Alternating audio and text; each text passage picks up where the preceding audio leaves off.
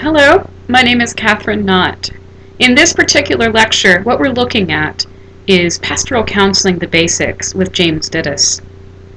But before going into that text a little bit further, something that I wanted to point out was a quote from Carol Wise. Carol is one of the quote-unquote founding fathers of pastoral counseling as a movement and as a practice beginning in the mid-20th century. And something that Carol Wise had said is that we have the responsibility as pastors, as caregivers, to proclaim the gospel to people in the place of their deep need. And so there is a sense that we are guided by the gospel, and yet that gospel is also very concrete and meets people in their lives in a very real way, and is not afraid of the ordinary stuff that we encounter in our day-to-day lives in the parish. There are a lot of images that have come out in pastoral care, and of course the shepherd is one of the age-old images that we often invoke, and it almost seems cliché to talk about it because it's so familiar. And yet this is a very poignant and important metaphor and image to think of as we do our ministry together, because when we think of shepherding, we also consider a figure who is willing to give up, to suspend something temporarily for the purpose of caring for the flock. Pastoral theologian Stuart Hiltner had once talked about how there is such healing that happens in the shepherding process. And one of the things that we are to do as shepherds in the church is to consider ways in which we can be careful as not to impede upon the healing that God is already doing in other people's lives. That is, that not only are we healers, but perhaps we should think of it in another way, that we have to be those who create the space for God to do the healing. This, I think, requires a bit of a humility that is sometimes very difficult to find, particularly as so many of us in the church put our identities in being there for others.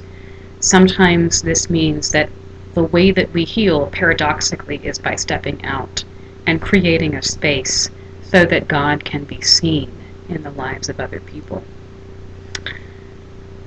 Stuart Hiltner's metaphor continues to live on, but womanist theologian Carol Watkins had a couple of things to say about that.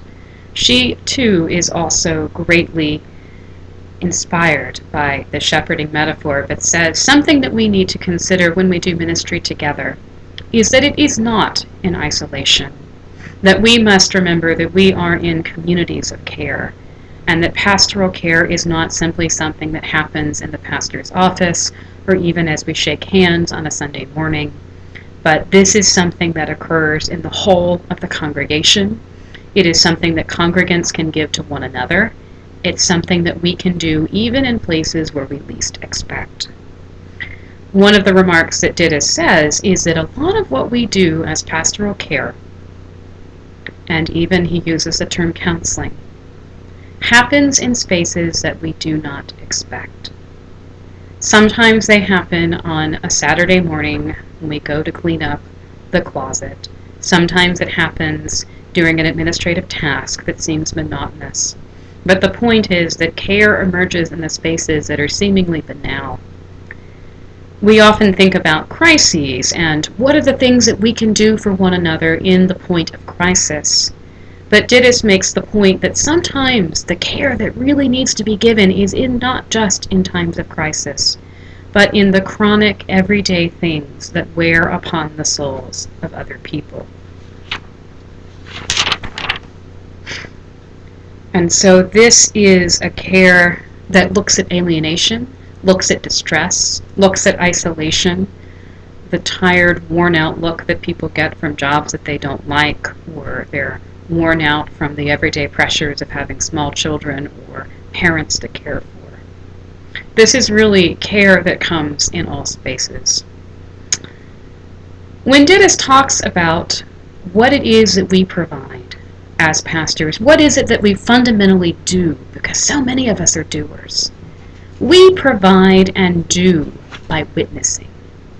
So it's a kind of paradox, because in these places of deep need, whether or not it's an ordinary, deep and isolating thing or a crisis, we are people of presence. We are people of being.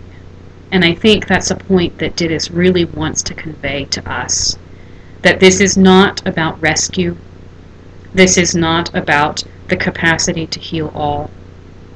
But before any kind of real pastoral practice can happen, we are there before God.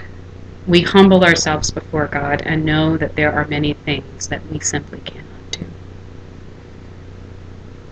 And so this is a place of listening. St. Francis once said that it is much better to seek to understand than to be understood. And this is precisely the kind of movement that Dittes would like for us to provide for pastoral congregants, for our parish, for the people that we meet.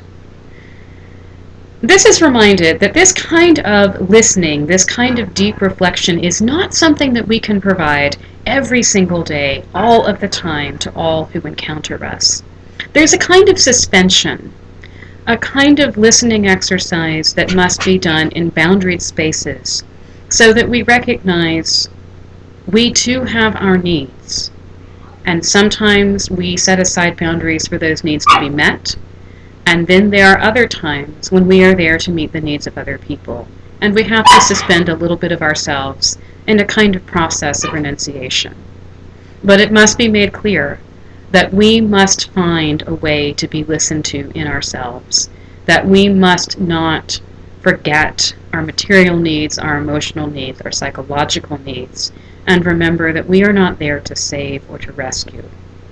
But instead, we think about ways in which we can suspend ourselves for short periods of time to create spaces, sanctuaries, as it were, for people to sense and experience the love and grace of God.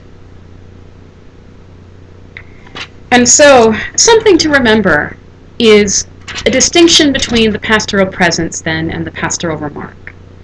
Because in this kind of listening that is being suggested, we do not mean that we will say things that seem pastoral. Certainly there are things that we would like to say for those who are in especially places of distress. You hear that someone has gone through a recent death or divorce, and you want to offer an affirmation, a word of comfort, something to let them know that they are not forgotten and they are deeply loved. They can be indeed pastoral remarks.